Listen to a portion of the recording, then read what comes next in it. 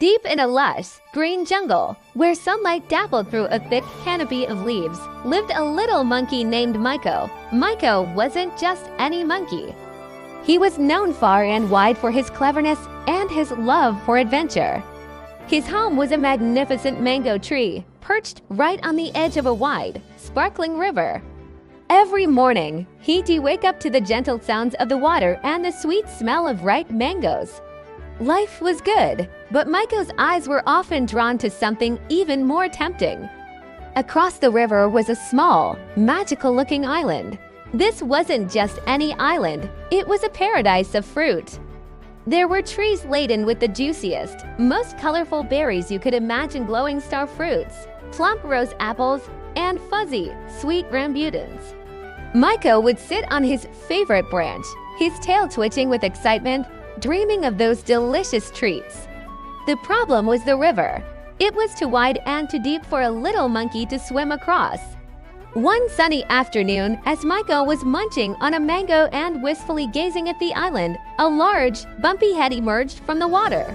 It was Coco, the biggest crocodile in the river. Coco was old and a bit grumpy, and today, he was also very, very hungry. He had watched Miko for days, envying his life in the sun, and had decided that a tender monkey would make the most delicious meal. "Hello, little monkey." Coco called out, his voice a low rumble. He tried to sound friendly, but his wide grin showed rows and rows of sharp teeth.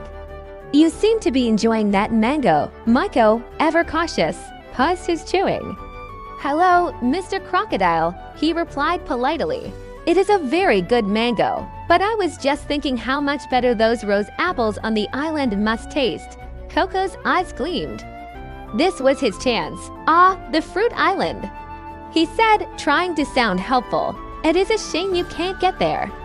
The water is quite dangerous." He paused, pretending to think. "But perhaps I could help you." Miko's ears perked up. "Help me? How?" "Well," Coco began, inching closer to the bank. "I swim across this river every day. I could give you a ride on my back. You could hop on, and I'll take you right to the island. In return, you could toss me a few of those tasty fruits." Miko looked at Coco, a ride on a crocodile's back. It sounded exciting, but also a little scary. Coco was known for his big appetite, not his kindness. But the thought of those sweet, juicy fruits was almost too much to resist. Miko imagined sinking his teeth into a soft rambutan, its sweet juice dripping down his chin. He thought for a moment, his clever little mind working fast. "That's a very kind offer, Mr. Crocodile," Miko said carefully. "But your back looks so rough and bumpy. I'm afraid I might slip off and fall into the water." Coco was ready for this. "Nonsense," he boomed. "My back is as steady as a log. You will be perfectly safe. I promise." He gave what he hoped was a reassuring smile, but it looked more like a hungry sneer. Miko, still not convinced, decided to test the crocodile. He had an idea. "All right," he said with a little nod. "I trust you, but before we go, I need to tell my friends in the tree. They would be worried if I just disappeared. I'll be right back." Before Coco could protest, Miko scrambled up the mango tree, chattering loudly to imaginary monkey friends. "I'm going to the island," he yelled. "Mr. Crocodile is giving me a ride. He's so kind and promised not to eat me." He made sure to say the not to eat me part very, very loudly. Down below, Coco grumbled. He didn't like that. Now the whole jungle knew his plan, or at least, they knew Miko was with him. He couldn't just gobble him up without anyone knowing. He had to keep his promise, for now. "Hurry up, little monkey," he called, his voice tight with impatience. Miko scampered back down the tree. "Okay, I'm ready," he chirped, and with a brave leap, he landed softly on Coco's broad back. "To the island, please." The journey was surprisingly smooth. Coco swam steadily, cutting through the water like a silent green boat. Miko held on tight, his heart thumping with a mix of fear and excitement. He watched the fish darting below and the colorful birds flying above. This was a real adventure. As they approached the island, the sweet smell of fruit grew stronger, and Maiko's mouth began to water. They reached the sandy shore, and Maiko hopped off. "Thank you, Mr. Crocodile," he said gratefully. "This is amazing." The island was even better than he had imagined. He spent the afternoon climbing trees, swinging from vines, and feasting on the most delicious fruits he had ever tasted. He gathered a big pile of rose apples and star fruits near the shore for Coco, just as he had promised. When the sun began to set, casting long golden shadows across the water, Maiko knew it was time to go home. He saw Coco waiting near the shore. "Are you ready to go back, little monkey?" Coco asked. His stomach was rumbling loudly. He had been patient all afternoon, but now he was really hungry. "Yes, I am," Maiko said, feeling full and happy. He rolled the pile of fruit towards the crocodile. "Here is your share, as promised." Coco barely glanced at the fruit. He was thinking about a much tastier meal. "Hop on," he said, his voice a little colder this time.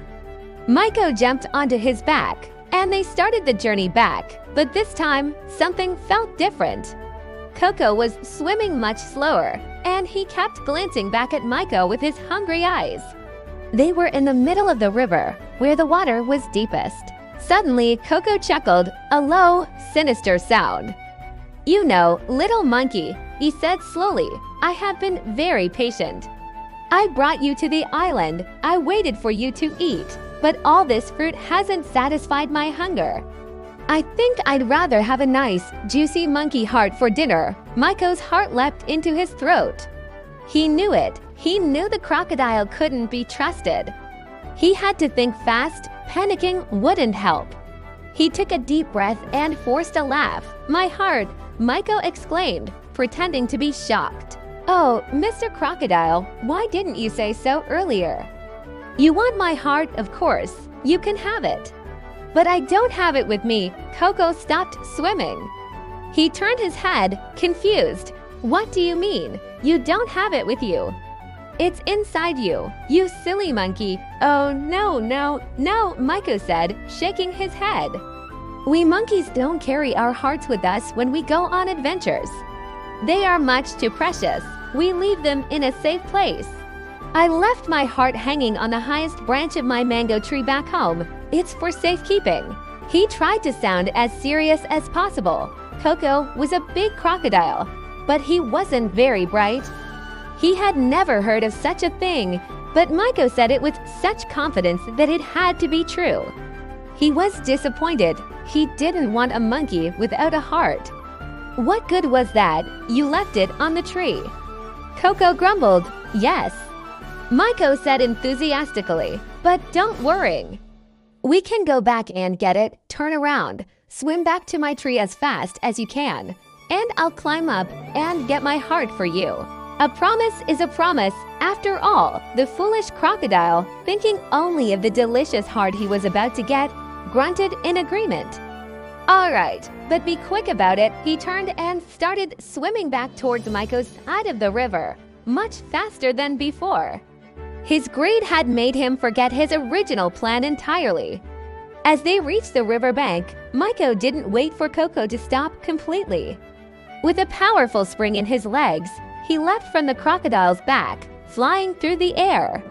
He landed on a low-hanging branch of his home tree and scrambled up to safety in a flash. From the highest branch, he looked down at the frustrated crocodile waiting in the water.